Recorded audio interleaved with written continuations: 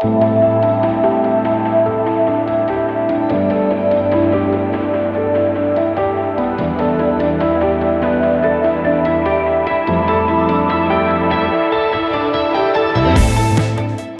episode of the Quantum Space Innovating Trust podcast is brought to you in association with Vibu Systems, pioneers in software protection, licensing, and long-term digital trust.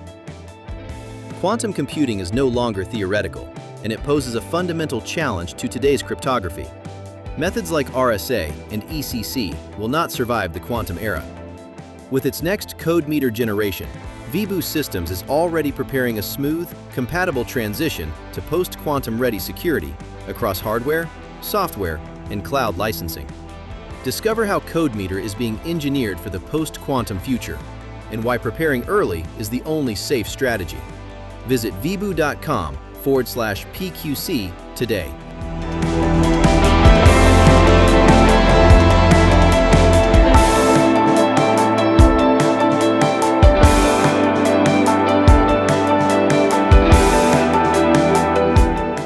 What you're about to hear comes from a deeper piece of work. This audio is based on Identities at Scale, a white paper produced by the Quantum Space.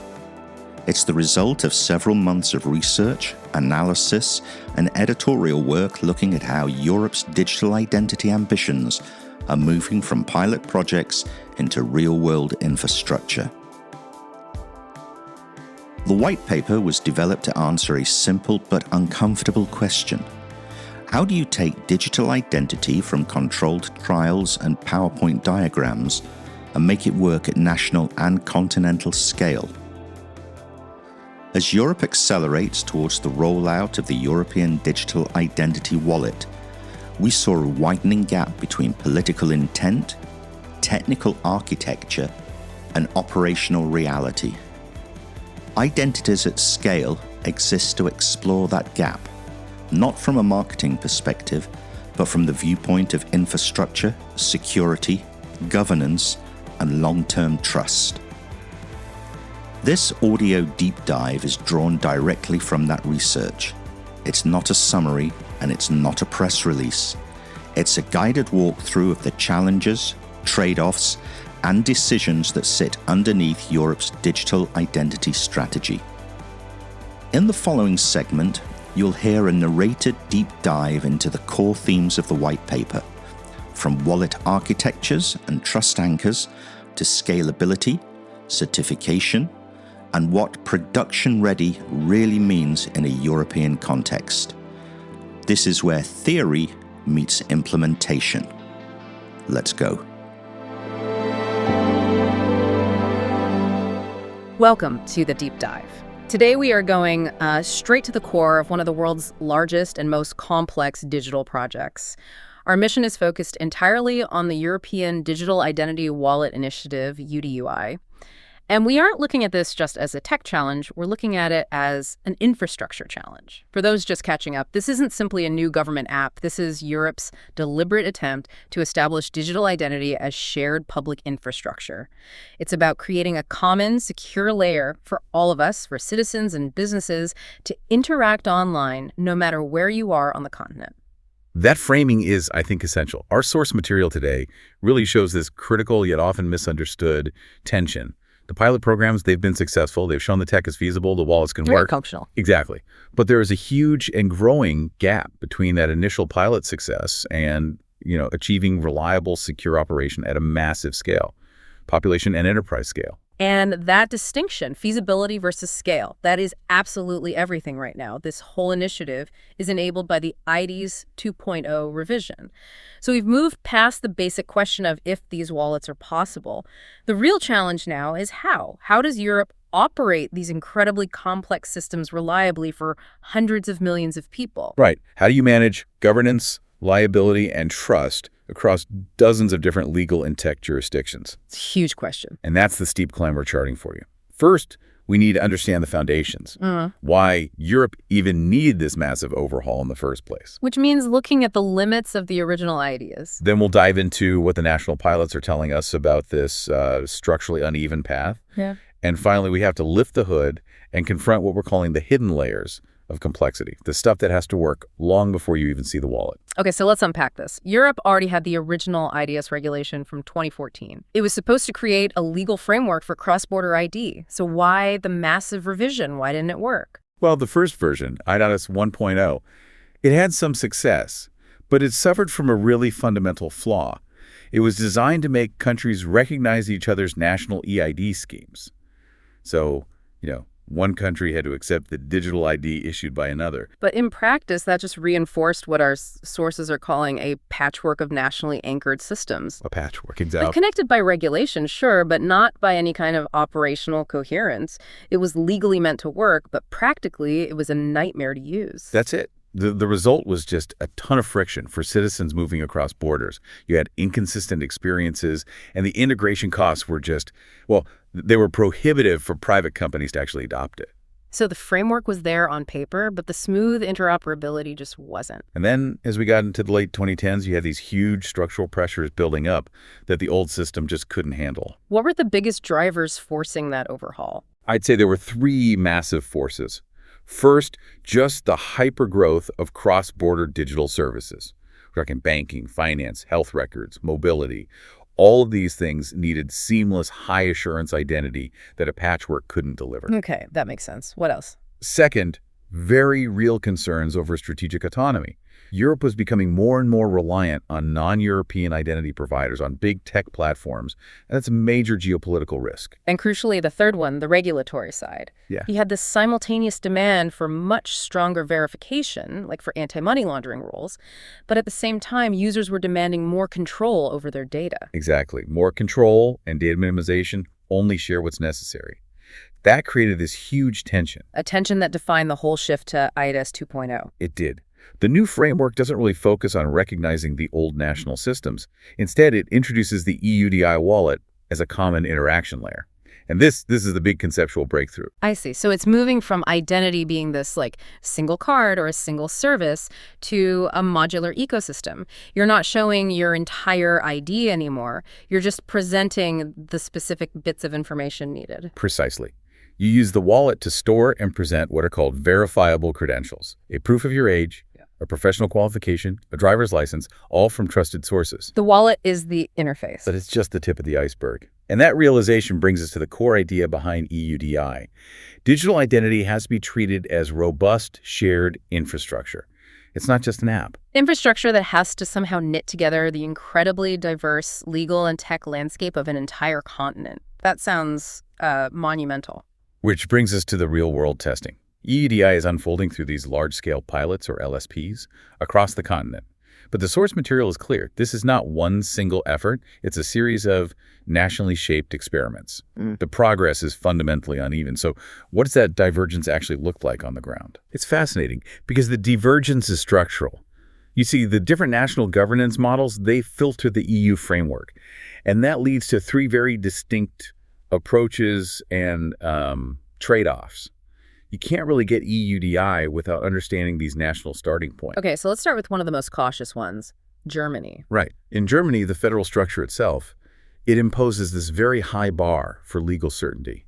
Everything has to be constitutionally aligned. So their process is meticulous and slow. Meticulous and slow, but the result is designed for maximum durability. Their whole approach prioritizes high assurance, and they often rely on what are called hardware roots of trust. Meaning the security is anchored in the physical hardware, like a secure chip in an ID card. Exactly, a tamper-resistant secure element. The trade-off is really clear. They're choosing durability and legal certainty over speed. It's built to last. So if Germany is all about durability, how does that compare to the Nordics? We're talking Norway, Finland, Sweden, and the NOID pilot. They're known for being digitally ahead. The Nordics are a totally different world. They have extremely high public trust and strong centralized EID systems that already exist. Right, often run in collaboration with major banks. That's the key. They aren't building foundational identity systems from scratch. For them, UDI is more like an extension layer. It's a way to project their mature domestic trust frameworks across borders. And they tend to favor more flexible software-based solutions. They do, because that institutional trust is already in place. It allows for much faster experimentation, smoother collaboration. But that success is also highly dependent on those ideal conditions, right? High trust, mature systems, you probably can't just copy-paste their model onto the rest of the continent. Precisely. And then you have the Baltics, Estonia, Latvia, Lithuania. They're digital pioneers. Yeah. Centralized governance lets them move incredibly quickly. They've shown that you can weave these EUDI-aligned credentials seamlessly into everyday life. Health records, government services, you name it. But the report points out their key limitation is transferability. Right. What works in a small nation with super high digital literacy doesn't automatically translate to the density and complexity of, say, a large federal state. So the conclusion seems inescapable.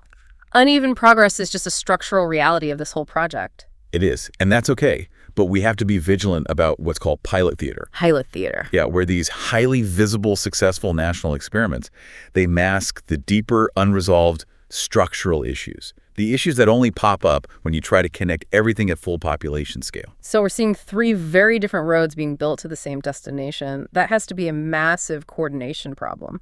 It really does sound like the main challenge isn't the technology, but the governance on top of it. And that brings us to what you call the visibility trap. Yeah. Everyone is focused on the wallet, the app on your phone, but our sources are very clear. The wallet is the wrong place to focus. Why is that a trap? It's a trap because the wallet is just the messenger. It's tangible, it's easy to demo, it gets all the attention, but it can mask fundamental fragility just beneath the surface. So a great-looking app could be hiding a total mess underneath. A total mess.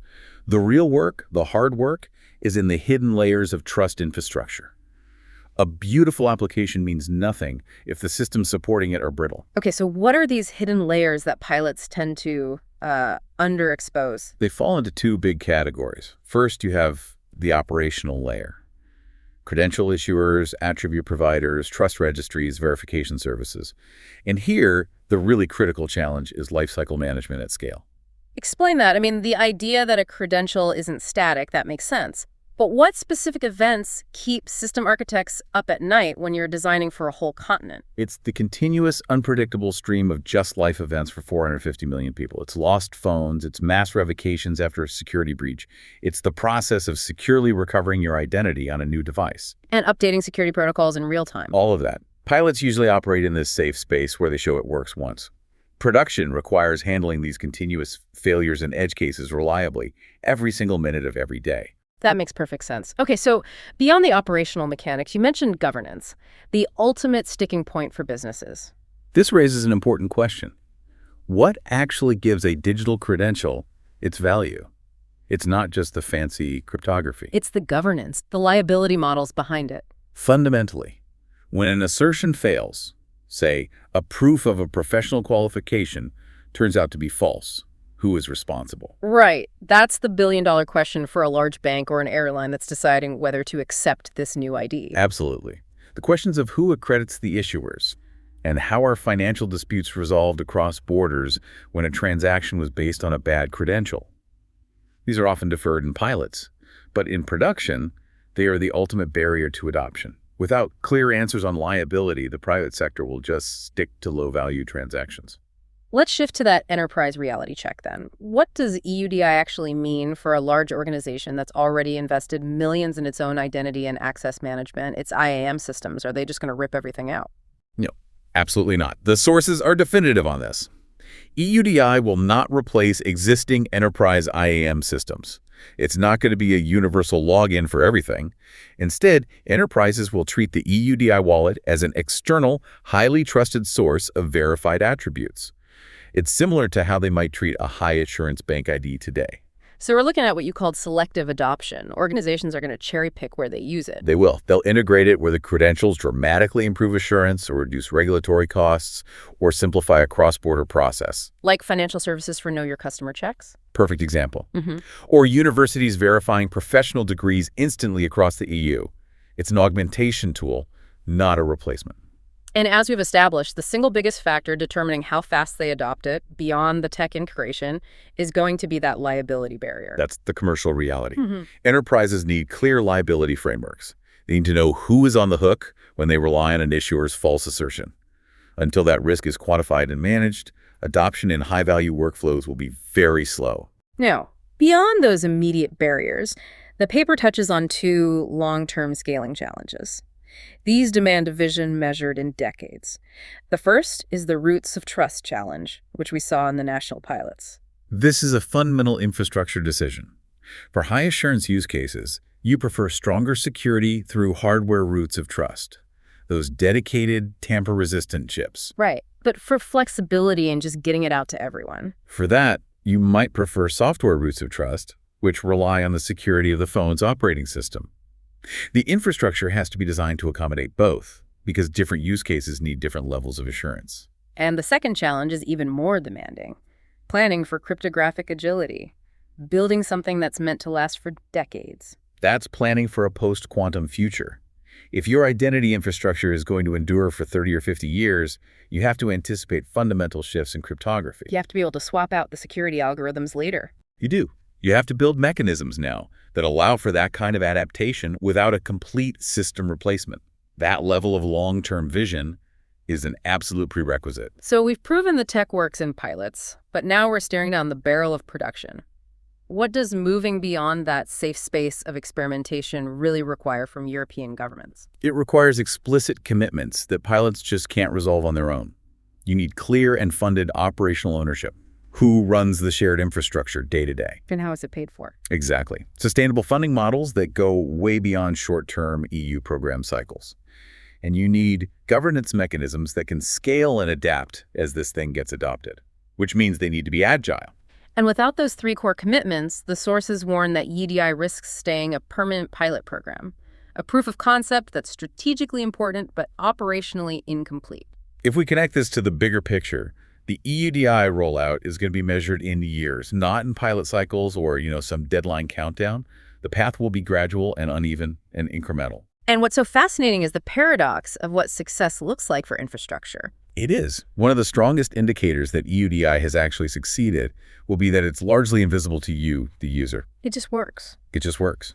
Quietly, predictably, reliably.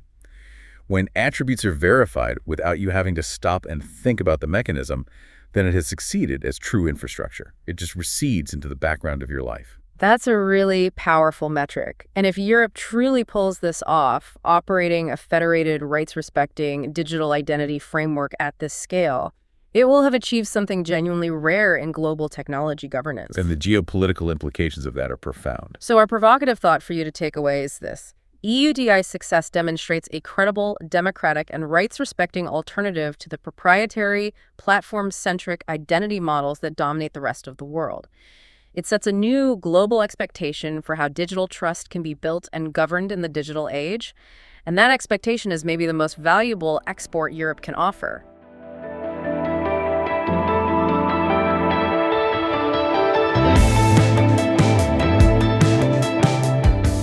That was an excerpt from the Identities at Scale deep dive, based on original research published by the Quantum Space. The full white paper goes significantly further, covering national pilots, architectural patterns, regulatory pressure points, or what organizations should realistically be preparing for as digital identity moves from experimentation into mandatory infrastructure. You can find and download the complete white paper at thequantumspace.org, alongside our ongoing coverage of digital identity, post-quantum cryptography, trusted hardware, and Europe's evolving security and trust frameworks. If this topic matters to you, whether you're building wallets, issuing credentials, securing infrastructure, or navigating regulation, the Quantum Space exists to go deeper than the headlines. Thanks for listening. This was Innovating Trust, a Quantum Space podcast edited and produced by Crown Communications.